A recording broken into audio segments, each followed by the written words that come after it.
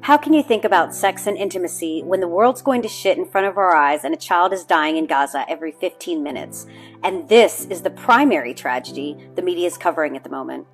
I've been reserving space to listen, promote, and learn from voices of the lived experiences of the innocent literally running for their lives. As the emotions run through, the question of why this is all happening and continues to happen leaves feelings of sadness, soon followed by apathy, questioning if the world will ever change. Wake up, stand up. While awareness is slowly growing, the forces of oppression and capitalism are growing at a faster pace. Now more than ever, it's time for us to stand up, stand tall, and align our actions with our beliefs. I've been fighting health disparities since 1998 in my work as a researcher, professor, and clinician. I've witnessed the injustices suffered from systemic inequalities that were founded and maintained by capitalist policies that serve few and oppress many. These injustices impact people's awarenesses of a problem, particularly when it comes to health, their access to support, and how they're treated if and when they receive it. These injustices ultimately impact mortality. People are dying and watching their loved ones die because of these injustices. It's no wonder why so many people live unconscious, feel powerless, and believe, well, it is what it is.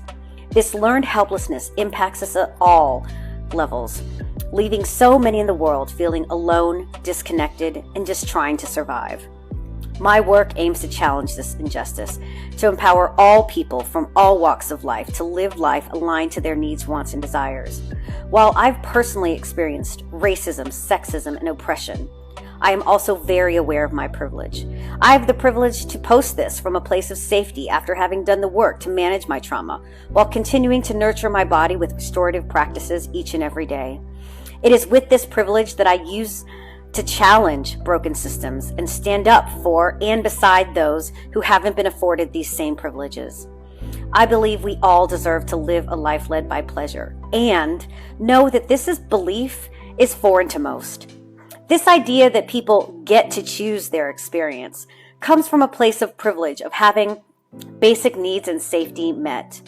It's a militant, capitalistic, survival of the fittest, naive stance that neglects to appreciate the re-experiencing of trauma many people are exposed to upon waking, if they can even have a restful sleep.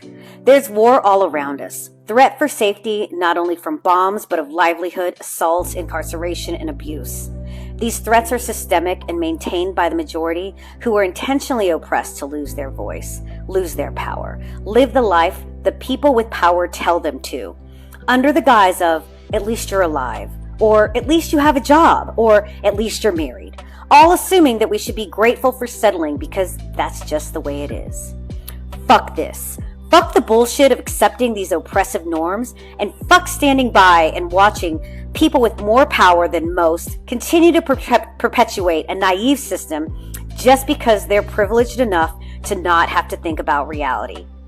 So as you witness tragedy, if you are just watching, know that this is a privilege. And now, what do you want to do with it? If you are still following this post, you have the privilege of awareness and the power within you that you can activate while nurturing your internal wounds to nurture yourself and support others. You have the privilege to stand up and assert your needs, wants, and desires. From this place of strength, you can expand and foster love and true acceptance to connect with others. It starts with you. It can start right now. Take the opportunity to stand up for what you believe and act in alignment. We all deserve to live a safe, secure, joyful, connected, and loved life. Pleasure is our basic human right.